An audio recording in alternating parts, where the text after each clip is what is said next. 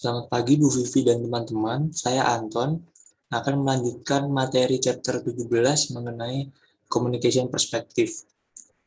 Jadi, konsumen itu merasakan berbagai promosi sebagai suatu informasi. Dari promosi tersebut, mereka akan mendapatkan informasi mengenai suatu produk atau brand yang akan mempengaruhi keputusan mereka dalam membeli suatu barang. Untuk lebih jelasnya, dijelaskan pada bagian berikut ini yang ada di sebelah kiri. Jadi, singkatnya, pertama itu konsumen diberikan informasi melalui promosi. Lalu konsumen itu berusaha memperhatikan dan juga memahami pesan yang disampaikan pada promosi tersebut. Lalu berikutnya, hasil dari informasi, pengetahuan, pemahaman, dan juga keyakinan konsumen terkait promosi tersebut akan menentukan keputusan pembelian dari konsumen. Akankah nantinya konsumen itu membeli produk tersebut atau tidak? Berikutnya adalah communication process. Jadi pada communication process ini, berdasarkan buku Peter Olson, terdapat eh, 5 langkah inti yang dilakukan dalam proses komunikasi. Terdapat source, message, transmission, receiver, dan juga action. Kita akan bahas satu persatu. Yang pertama adalah source. Source ini merupakan sumber dari komunikasi promosi, di mana marketer itu akan menentukan info apa yang akan dikomunikasikan. Nah, di sini marketer akan memanage suatu strategi promosi mereka sebelum nantinya dikomunikasikan kepada konsumen.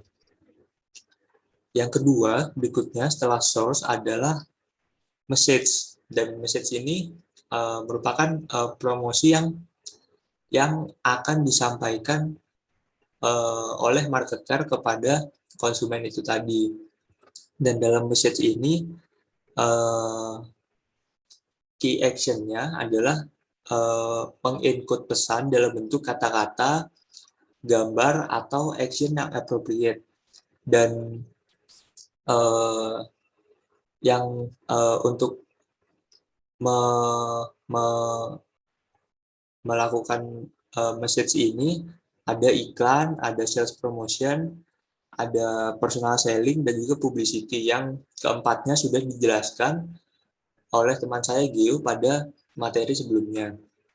Lalu berikutnya setelah encode message ada transmission, yaitu transmission ini merupakan distribusi dari pesan tersebut melalui media yang sesuai dengan tujuan untuk mengkomunikasikan kepada konsumen. Jadi media yang digunakan bisa menggunakan TV atau juga majalah atau misalnya email dan lain sebagainya. Ada juga kalau sekarang karena banyak daring gitu bisa menggunakan website atau juga menggunakan YouTube seperti itu. Nah, di sini mereka mengomunikasikan pesan atau mengirim pesan dari yang sebelumnya dibuat oleh marketer agar sampai kepada konsumen. Lalu setelah didistribusikan, selanjutnya adalah diterima oleh konsumen, yaitu receiver di sini. Jadi konsumen itu menerima promosi dari media pengiriman yang sudah dipilih sebelumnya oleh marketer. Di sini konsumen itu akan menginterpretasikan makna pada promosi tersebut dan memahami tujuan dari promosi tersebut. Lalu yang terakhir ada action, yaitu action dari konsumen itu sendiri, di mana konsumen akan mengambil keputusan tindakan apa yang akan dia lakukan, apakah dia akan membeli produk tersebut atau tidak. Dan dari action ini nantinya akan kembali lagi menjadi source dari feedback yang diberikan oleh konsumen. Dan feedback ini nantinya akan membangun sebuah source baru yang akan membangun communication process selanjutnya. Untuk lebih jelasnya pada bagian ini, apabila bagiannya agak kurang jelas, bisa dilihat di buku Peter Olson atau di PowerPoint kami. Selanjutnya merupakan Goals of Promotion Communication. Jadi tujuan dari Promotion Communication-nya ada 5, dan kita akan membahas satu persatu. Yang pertama merupakan Recognize Need, yaitu konsumen itu harus mengenali suatu kebutuhan untuk kategori produk atau bentuk produk sebelum mereka melakukan pembelian. Dan untuk merangsang kebutuhan akan kategori produk ini, biasanya marketer itu perlu meyakinkan konsumen tentang konsekuensi positif apabila menggunakan kategori produk tersebut. Misalnya, apabila marketer ini ingin memasarkan produk sabun muka anti jerawat, dan di iklannya itu biasanya marketer akan meyakinkan efek-efeknya seperti apa. Atau misalnya krim pencerah muka gitu, itu nanti di iklannya juga akan dijelaskan pengaruhnya itu seperti apa. Lalu yang kedua ada brand awareness, yaitu tentang pengetahuan konsumen terhadap suatu brand gitu. Jadi kalau misalkan konsumen tidak tahu adanya brand tersebut, pastinya konsumen tidak dapat membeli brand tersebut atau produk tersebut. Dan untuk mengukur seberapa tahu konsumen terhadap suatu produk, marketer itu bisa mengukur dengan cara meminta konsumen itu menyebutkan brand apa yang yang ada di pikiran mereka, misalnya menyebutkan satu nama brand misalnya, atau menyebutkan nama brand apa yang kalian ingat seperti itu. Dan strategi setiap perusahaan untuk brand awareness ini berbeda-beda tergantung dari seberapa tahu konsumen terhadap brand tersebut atau tinggi rendahnya brand awareness dari konsumen terhadap brand tersebut. Sebagai contoh, ada iklan Coca-Cola itu yang menunjukkan kesegaran setelah minum Coca-Cola. Itu karena orang-orang pasti kalau ingat soft drink, eh, tentang mikir soft drink itu pasti ingatnya kan, oh ada Coca-Cola gitu. Nah itu karena memang brand awareness Coca-Cola itu udah tinggi, jadi Coca-Cola itu nggak perlu lagi mengiklankan yang kayak Coca-Cola ini mengandung ini, Coca-Cola ini bakal gini. Tapi Coca-Cola itu sifatnya hanya kayak mengingatkan gitu. Contohnya Coca-Cola sering hadir di bulan Ramadan iklan-iklannya, seperti menunjukkan kebersamaan, ada waktu buka puasa terus ada Coca-Cola di meja, hanya seperti itu aja. Terus yang ketiga merupakan brand attitude, yaitu konsumen ini cenderung memiliki attitude atau sebuah sikap terhadap setiap merek yang mereka beli. Jadi untuk merek baru atau yang kurang familiar, marketer biasanya bertujuan untuk menciptakan brand attitude itu. Lalu untuk merek yang sudah populer, biasanya marketer akan mempertahankan brand attitude yang udah ada.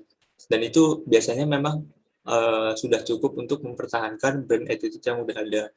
Lalu untuk merek yang biasanya netral-netral aja atau sedikit kurang sedikit unfavorable, biasanya marketer itu ingin meningkatkan pengaruh dari sikap yang ada.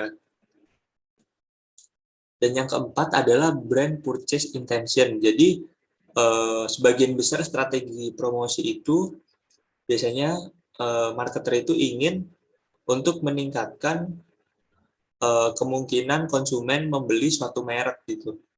Jadi biasanya pada untuk kasus brand purchase intention ini, iklan itu digunakan untuk meningkatkan keinginan konsumen pada produk-produk yang biasanya itu gampang-gampang didapat gitu. Kayak contohnya permen atau snack gitu. Itu biasanya menggunakan iklan untuk meningkatkan brand purchase intention-nya. Lalu hal beda seperti kalau selain iklan ada personal selling dan sales promotion, dan Dua hal ini, personal selling dan sales promotion, biasanya digunakan untuk untuk mengencourage konsumen itu uh, tentang produk-produk yang relevan dengan dirinya. Misalnya ada promo potongan 20% atau promo diskon berapa persen gitu.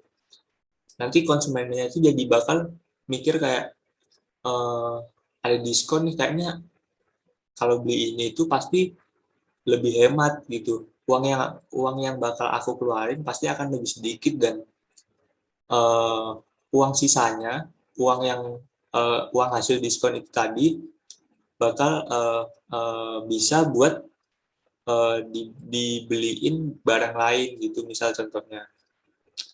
Lalu yang kelima merupakan facilitated other behavior, yaitu merupakan kadang-kadang strategi promosi itu dirancang untuk memfasilitasi perilaku konsumen selain pembelian. Jadi banyak iklan itu yang mengarahkan, contohnya itu buat konsumen agar datang ke dealer untuk test drive seperti itu, atau sales people yang mengarahkan konsumen untuk mengoperasikan kayak kamera atau HP di tempat penjualannya seperti itu. Dan hal ini itu biasanya untuk mendorong keinginan konsumen untuk membeli produk tersebut. Dan selanjutnya adalah promotion environment. Jadi di promotion environment ini dibagi dua, yaitu ada promotion clutter dan juga level of competition. Yang pertama, promotion clutter, yaitu jadi ada terlalu banyak iklan pada saat commercial break itu bisa membuat keefektifan komunikasi dari setiap iklan yang ditampilkan itu menjadi menurun gitu. Dan nantinya akan menjadi banyak konsumen yang tidak bisa mengingat-ingat iklan apa sih yang udah ditonton tadi sebelumnya, karena terlalu banyak gitu, terlalu banyak iklan yang ditampilkan, dan ini akan membuat efektivitas komunikasi dari iklan tersebut itu tidak tersampaikan dengan baik seperti itu. Lalu yang kedua adalah level of competition. Level of competition ini di mana ketika kompetisi itu meningkat, promosi yang dilakukan oleh marketer itu juga biasanya akan ikut meningkat gitu. Seperti contohnya Gojek dan Grab. Gojek dan Grab kan uh, apa ya, terkenal sebagai dua dua raksasa di bidang ride hailing gitu kan. Dan memang mereka sedang berkompetisi, dan seiring kompetisinya meningkat, kita bisa lihat iklan-iklan yang dilakukan oleh marketer, promosi-promosi yang dilakukan oleh marketer kedua kedua brand tersebut itu juga meningkat gitu. Ada iklan Gojek yang biasanya lucu-lucu, dan Grab juga biasanya ikut. Grab juga mengeluarkan nggak kalah dengan iklan-iklan Gojek gitu, iklan-iklannya seperti itu.